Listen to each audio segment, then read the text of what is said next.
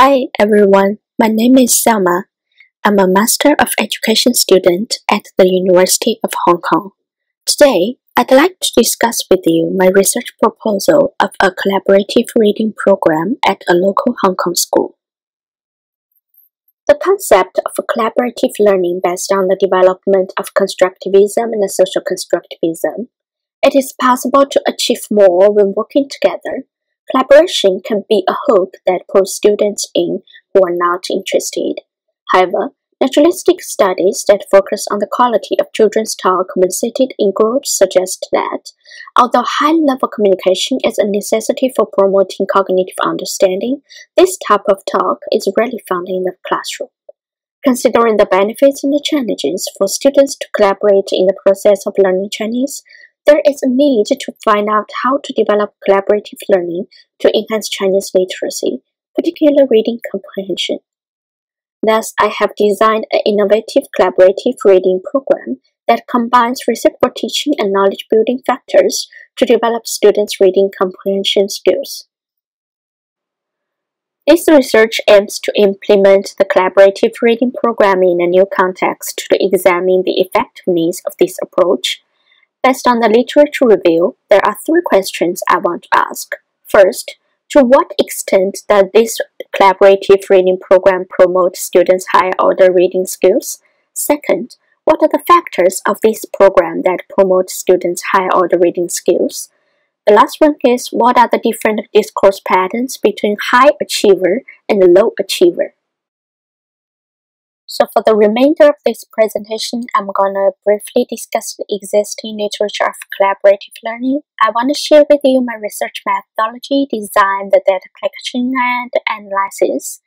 Then I want to talk about the improvements that I made based on the feedback from professors and peers so far. And finally, I will cover the existing limitations and the challenges of this research project. Regarding the literature review, cooperative learning is widely recognized as a pedagogical practice that is effective to develop students' reading ability. But it still emphasizes the crucial role of teachers in supervising and monitoring cooperative learning activities. Instead of emphasizing the facilitation provided by the teacher, value of the learning outcomes, collaborative learning has emerged, in which peer collaboration, negotiation, and monitoring of the group plays a significant role in learning process. Over 20 years of educational research has consistently demonstrated that collaboration helps students learn. The problem is that most of the talk observed in the classroom is off-task, uncooperative, and of little educational value. A common explanation for that is children are not commonly taught about ways of talking effectively together or helped to develop specific dialogic strategies for thinking collectively. The model showing on the screen is developed by researchers for analyzing children's cognitive and discursive strategies for text comprehension and production. The Learning Together program based on that model. This research suggested that the students who participated in the Learning Together program have successfully transferred the collaborative, dialogical, and the text comprehension and production strategies in other contexts. Moreover, they could apply these strategies independently, which is a self-regulated mode. However, studies like that mostly conducted in the Western context. Especially in English reading class, students reading Chinese texts need to be investigated to see the value of collaborative learning for improving students' reading from text. For my research, I'll be working with the local Hong Kong school. The teacher teaches one class of S1 students in Chinese literature and has agreed to implement the collaborative reading program in her class. Probably 30 students will participate in this program. The study will take place from the second term of the school year, so approximately March to June 2015. Chinese is the medium of instruction, and the topic students are going to learn is Chinese classical poetry. I'd now like to explain how we plan the collaborative reading program. First, working together with the teacher, we'll design some sessions on teaching students the principles of knowledge building. We'll then split the students into different groups based on their performance in the pre-test and the interview on their conception of collaborative learning. Students require reading the text collaboratively through questioning, clarifying, and summarizing. They are encouraged to apply the knowledge-building principles so that they are guided to engage in a more productive and constructive discussion.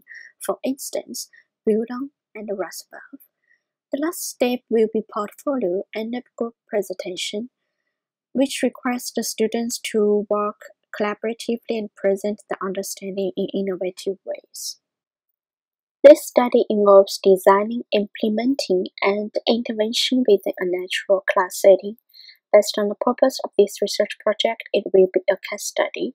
It would allow me to study this collaborative reading program in depth, holistically within the school context using a variety of data sources. The primary source of data for this study will be reading comprehension test results. Before the implementation of the intervention, a pre-test will be conducted which requires students in the class to participate. Interviews with focus groups to find out the conceptions of collaborative learning will be conducted both at the beginning and the end of the intervention. After the intervention, a post-test will be conducted to examine the students' understanding of the text. Last but not least, the video records of focus groups discussion will be analyzed in depth. Discourse will be analyzed in a qualitative way. Students' high-order reading ability will be recognized through the analysis to investigate the effectiveness of this approach and also the different discourse patterns between high achievers and low achievers. There have been a number of changes that I have made to the original research proposal based on the feedback I received from professors and peers.